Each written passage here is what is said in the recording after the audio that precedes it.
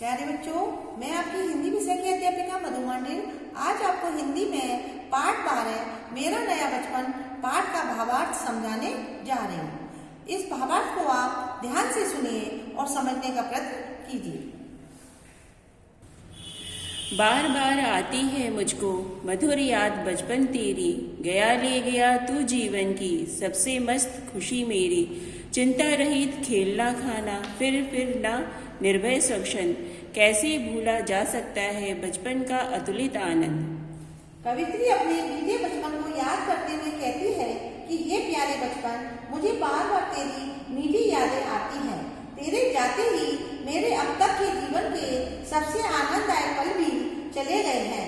कवित्री आगे सोचते हुए मन ही मन बुदबुदाती है कि वह भी क्या दिन थे, न किसी भी बात की चिंता और न ही किसी बात का डर, बस पूरे दिन खेलना खाना और सो जाना।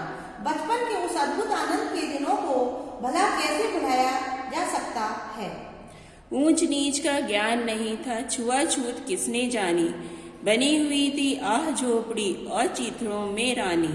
रोना और मचल जाना भी क्या आनंद दिखलाते थे, बड़े बड़े आंसू मोती से आंसू जयमाला पहनाते थे। कवित्री अपने बचपन की मीठी यादों में खोई हुई आगे लिखती है कि उस आयु में ऊंच नीच छुआछूत जैसी बातों का ना तो ज्ञान था, ना ही जानने की आवश्यकता। तब तो साधारण झोपड़ी में फटे पुराने वस्त्रों में रहना भी किसी राज्य से ठाट बाट वाली रानी के समान लगता था। हंसते हंसते रो जाना और अनान्यास मचल कर जिद कर बैठना, इन सब में खूब आनंद आता था। बचपन में यदा कदा किसी बात पर आंखों से बहने वाले आंसुओं की माला का अनुभव आज भी अपने गले के आसपास हो उठता है। वह भोली सी मधुर सरलता, वह प्यारा जीवन निष्पाप, क्या फिर आकर मिटा सकेगा तू मेरे मन का संताप। मैं बचपन को बुला रही थी, बोल उठी बिटिया मेरी, नंदन बंसी फूल उठी वह छोटी सी कुटिया मेरी। कवित्री आगे लिखती है कि बाल मन का भोलापन, सादगी तथा पाप में जरा सा जीवन क्या फिर वापस लौटकर आ सकता है, उनके वर्तमान के दुख दर्द को हर यानी मिटा सकता है। कवित्री बचपन की मीठी यादों में विचरण कर ही रही थी कि उनकी छोटी सी बिटिया के बोलों ने उनको सपनों की दुनिया से निकालकर वर्तमान में ला दिया।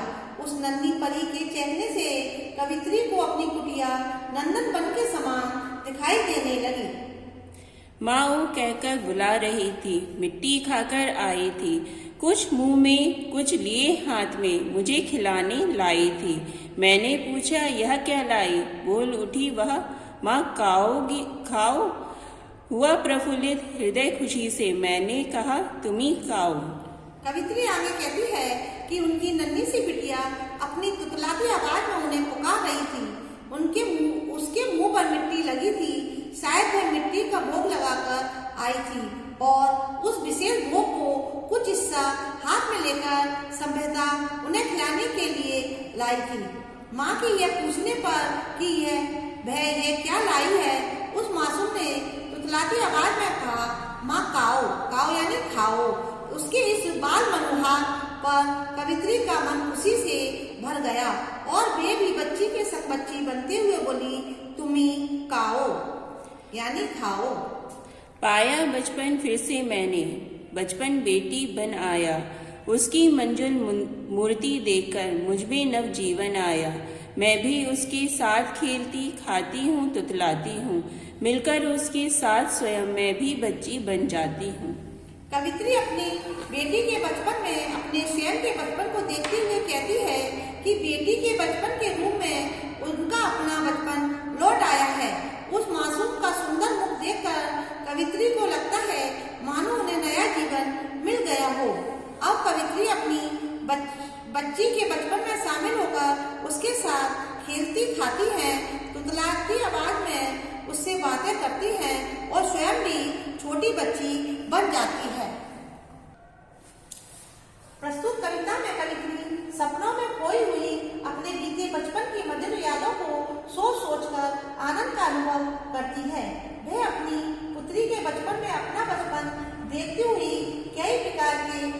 मनोभावों को अभिव्यक्त करने की सफल चेष्टा करती है, क्योंकि बचपन बहुत ही अनोखा होता है।